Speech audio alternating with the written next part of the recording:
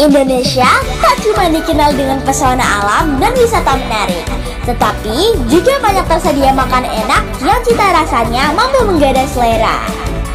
Ciri khas cita rasa kulinernya yang berbumbu dan kaya rempah membuat aneka hidangan Nusantara ini disukai banyak kalangan. Untuk bisa menikmatinya, sepertinya kita tak perlu merogoh kocek terlalu dalam.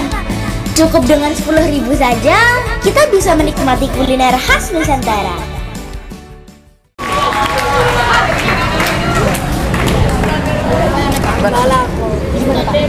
Maju. Enggak, kamu. Assalamualaikum warahmatullahi ta'ala wabarakatuh.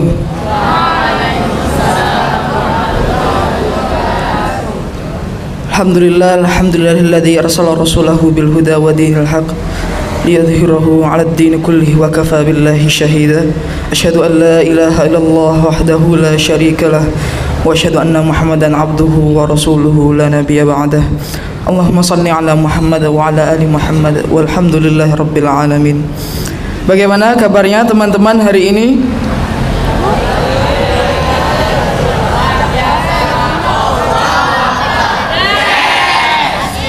Perkenalkan, saya Darren Asher Pradana Wahyudi. Formalitas, biar cair gitu loh, Re. Bisa dipanggil Darren, dan ada rekan saya.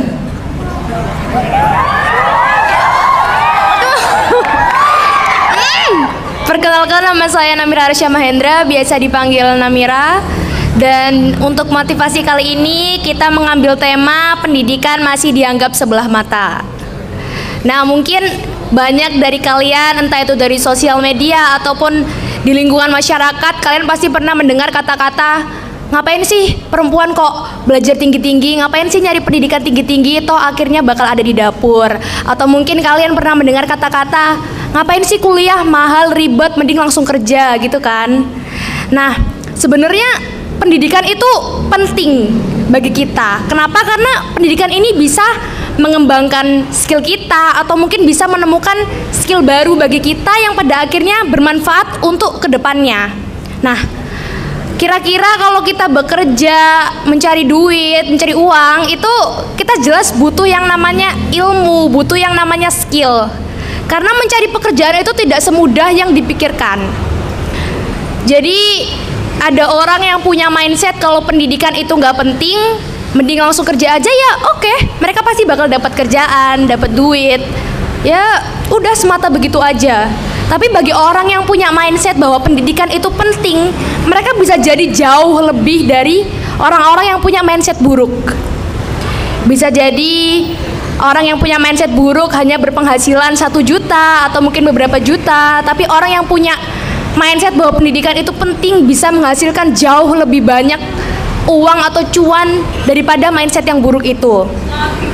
Nah, pendidikan itu nggak cuman kita harus belajar matematika, belajar begini, begitu, enggak. Tapi kita ini juga belajar bagaimana cara mengasah skill kita, bagaimana cara kita menjadikan skill kita ini sebagai hal yang berguna untuk kedepannya nanti. Nah, skill itu nggak cuman kita pintar di mata pelajaran, bisa jadi skillnya tuh seperti skill public speaking, atau mungkin skill dalam menggambar, atau mungkin dalam menulis. Bagi orang yang suka menulis, jika terus diasah, bisa jadi mereka bisa menjadi seorang penulis novel yang hebat di depannya nanti. Atau mungkin bagi mereka yang mencintai yang namanya menggambar, mereka bisa menjadi seorang pelukis yang hebat nanti di depannya. Atau mungkin bagi orang yang suka sama yang namanya public speaking, mereka bisa, ya banyak sekali lah ya, mereka tuh bisa menjadi seorang reporter dan lain sebagainya. Intinya mencari ilmu itu penting banget, karena nanti ya kedepannya sekali lagi itu jelas membantu kita. Jadi mungkin yang kita bakal berpikir kalau kita belajar itu bakal ribet, bakal susah, memang awalnya tuh bakal nyebelin banget buat belajar. Mungkin awalnya kita nggak berhasil, kita coba lagi, kita berhasil, atau mungkin kita nggak berhasil sama sekali. Nah, kita harus semangat, harus tetap terus mencoba yang pada akhirnya kita bisa mendapatkan apa yang kita mau, yang pada akhirnya kita akan merasa senang kan. Mungkin awalnya kita ngerasa kayak nyebelin banget sih ini, kayak kok nggak bisa-bisa, tapi Kalau kita terus mencoba ya pasti jelas itu bakal bisa. Intinya pendidikan itu penting bagi kita, bagi diri kita, dan bagi kedepannya nanti. Baik, terima kasih. Tepuk tangannya dong. Kok nol ngono? Nah, tepuk tangan ini juga termasuk bagian pendidikan. Namanya tata krama dan apresiasi. Kalau kamu melihat temanmu kayak gini di depan, kamu kasih tepuk tangan kan dia senang. Itu namanya apresiasi. Dan akan masuk dalam bidang pendidikan. Kalau kamu meremehkan pendidikan sedikit pun aja, mungkin nanti ada tata krama yang kurang atau bagian-bagian hidup yang kurang. Terus juga kalau di rumah mungkin ada yang ngaji bersama atau mungkin belajar bersama orang tua. Jadi pendidikan itu enggak hanya seputar akal, tapi juga hati. Karena menjalin silaturahim, menjalin kebersamaan. Kayak gini tadi kan sama Pak Imron. Wis rek tepuk tangan nih. Ya apa aku nek ngomong iki. Cukup.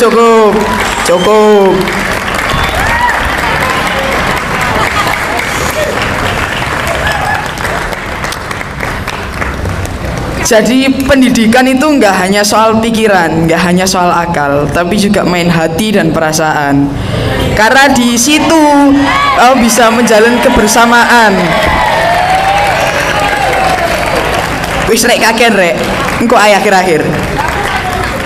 Jadi kamu bisa menjalin kebersamaan. Mungkin antara guru dan murid, kalau sama orang tua ya orang tua dan anak.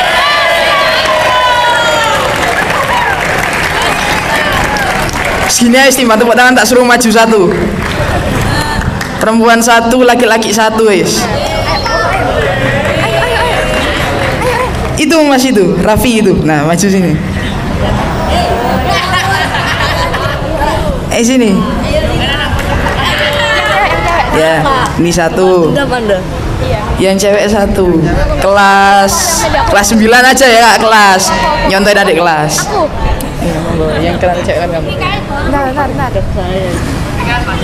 Yang kelas 9 itu Mbak Sani. Kak Sandi. Sani. Maaf ralat.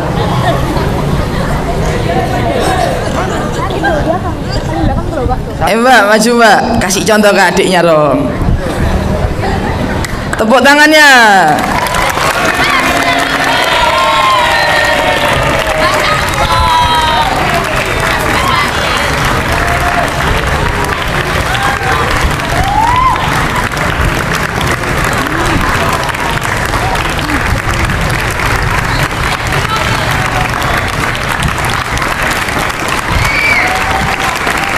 Apa ini mas? Ngajar kamu. Cukup. Cok kakean keram tanganmu nanti. Sekarang kita tanya, kamu di rumah selain di sekolah ya sebagai pendidikan formal, ada nggak pendidikan tambahan di rumah? Mungkin mengaji atau mungkin les, bimbel atau belajar sama orang tua? Ada. Apa? Ngaji apa? Al-Quran? Tilawati apa kitab? Umi. Jilid berapa uminya? 5. Tepuk tangannya dong. Kurang ajar. Siap ya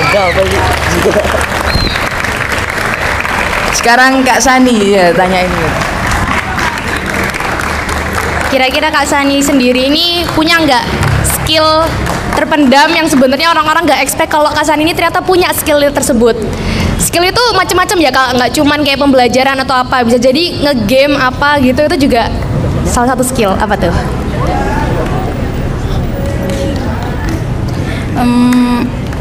Apa ya?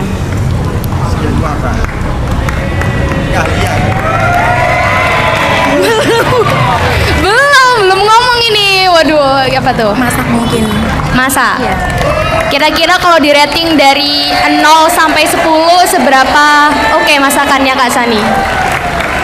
9 lah. Oh, kira-kira dari teman-temannya Kak Sani sendiri nih pernah nggak nyobain masakannya Kak Sani? Pernah nggak?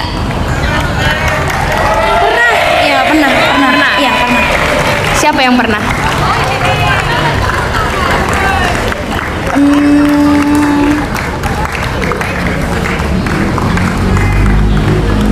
Itu. Siapa sih itu namanya? Siapa? Yang di belakangnya Keisha. Oh, oke. Siapa yang di belakangnya Keisha? Lana. Oh, Lana. Kak Lana, coba sini. Itu katanya pernah dimasain sama Kak Sani nih. Rating seberapa enak makanannya Kak Sani. Nah, wes. Emang waktu itu Kak Sani pernah masakin apa buat Kak Lana? Oh, apa? Getuk. Rating 0 sampai 10. 9/10. Wih, berarti ini skill masaknya nih bukan cuman sebatas kata, tapi kenyataan. Oke, ya. Balik boleh kasih. Karena ceweknya udah 2, berarti cowoknya 1 lagi.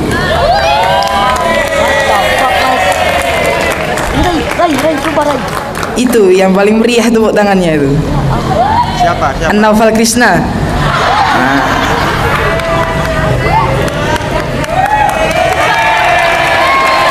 Ya ini waktunya roasting.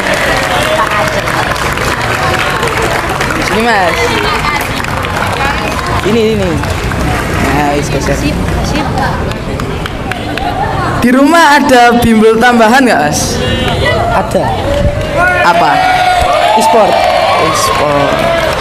Terus setahu saya jadi ketua takmir. Nah, ketua takmir ini kan juga sebagai sarana pendidikan ya, sarana memakmurkan masjid. Nah, itu apa aja yang udah dilakukan? Oh banyak. Contohnya kayak paling gampang itu menertibkan orang-orang yang anak-anak yang rame maksudnya. Apalagi sebutkan minimal 3. Aduh minimal 3. Loh, kan program takmir ketuanya harus tahu dong. Nah, contohnya itu mungkin yang ada takmir mungkin yang menertibkan anak-anaknya itu rame sendiri, itu saya ingetin juga. Terus apa lagi? Mungkin ada takmir yang belum pernah azan atau baca Quran, itu saya suruh azan, baca Quran, kira-kira kayak gitu. Oke. Terus Mas, kan sebagai ketua takmir ya, apa yang sudah diajarkan untuk junior-juniornya? Paling gampang ya yaitu nertibin. Jangan yang paling gampang, yang paling susah. Yang paling susah. Gampang semua ya. Yang paling susah, Wis. Dari gampang itu yang susah yang mana? Dari gampang yang paling susah.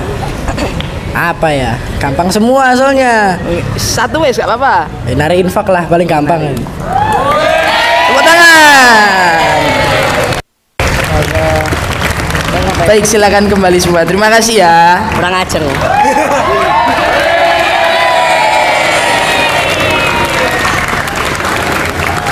Jadi itu tadi contoh-contoh memanfaatkan sarana pendidikan juga.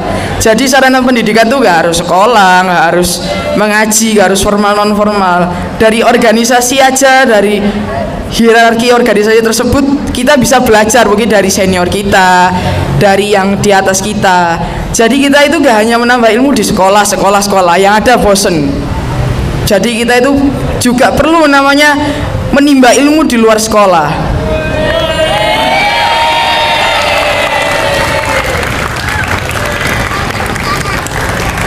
Ya nanti kita doakan saja outdoor learning activity-nya cepat ya Pak ya.